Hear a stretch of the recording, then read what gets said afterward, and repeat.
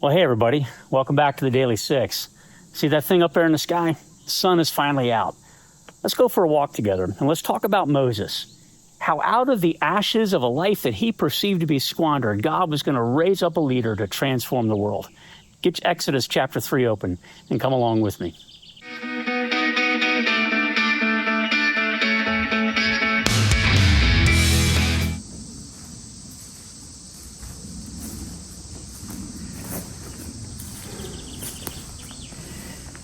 You know, I'm pretty sure it was an odd sight for Moses. He'd spent his whole career now wandering in the desert near Midian, tending sheep. Things were a little bit more brown and dry than they are here in West Virginia. And so he probably had seen a bush on fire before, lightning storms or just the aridness of it. But he'd never seen one on fire that wasn't being consumed. And so it caught his attention.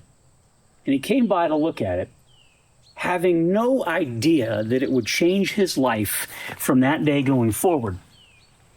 You see, I'm sure that Moses had thought his life had been squandered, that he had really kind of used it up. Born and raised in a place of privilege in Pharaoh's home, and he committed that murder that we read about yesterday and spent his time now fleeing for most of his life. And I just think that he had to have been a place of complete defeat and discouragement. This was an unexpected day. See, he thought his life was done, but yet God wasn't finished with him. You got Genesis chapter 3 open?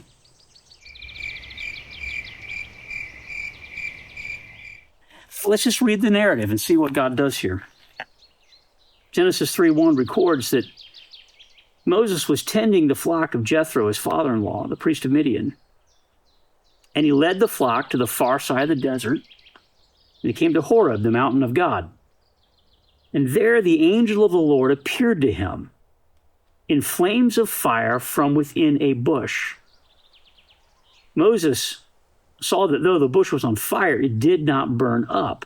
So Moses thought, well, I'll go over and I'll see this strange sight, why the bush isn't burning up. And when the Lord saw that he'd gone over to look, God called to him from within the bush, Moses, Moses. How did he know that was the voice of the Lord? Now, earlier it says of an angel of the Lord, which simply means the messenger of God, the messenger of the Lord. And so oftentimes what is perceived as an angel at one point in the text turned out to be God himself speaking. So we don't really know how he came to this realization, but sure enough, it was God talking to him. And Moses said, well, here I am. In verse 5, God says something powerful to him. He says, do not come any closer. Take off your sandals, for the place where you are standing is holy ground. Can you imagine that space? Holiness and purity, the presence of God. And then he says in verse 6, I am the God of your father, the God of Abraham, the God of Isaac, the God of Jacob. And at this, Moses hid his face because he was afraid to look at God.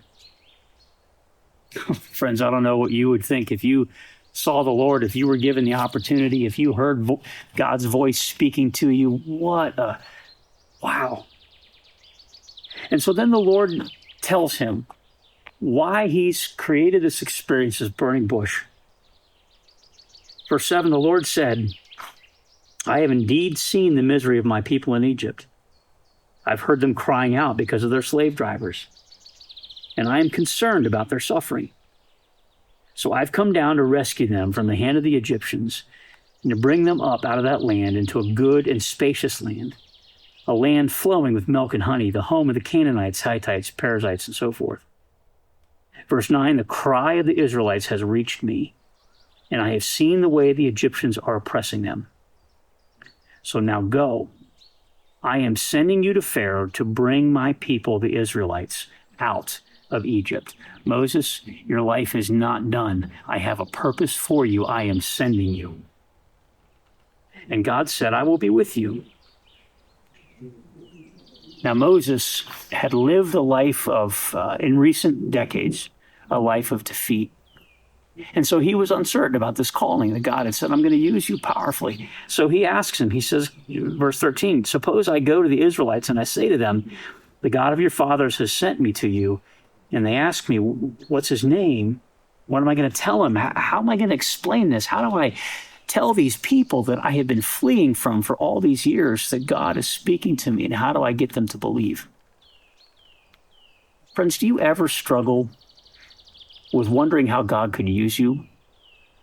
Is there too much water under your bridge, too much life that's already passed? How in the world could God use you? And the answer God gives to Moses is the same answer he'd give to every one of us. Do you see it there? Verse 14, God said to Moses, I am who I am. And this is what you are to say to the Israelites. The I am has sent you, has sent me to you. That's it. God says, I am who I am. Another way that Hebrew phrase could be translated is, I will be who I will be. God says, it's not up to you, Moses. You may doubt. You may think your life has been squandered. It's not up to you. I'm going to be who I'm going to be.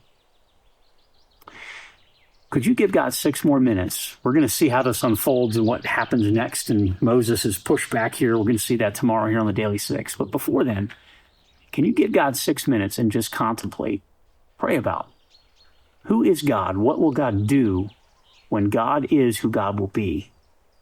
And will you trust him? Will you follow? Give God 6 more minutes. We'll see you tomorrow right here on the Daily 6.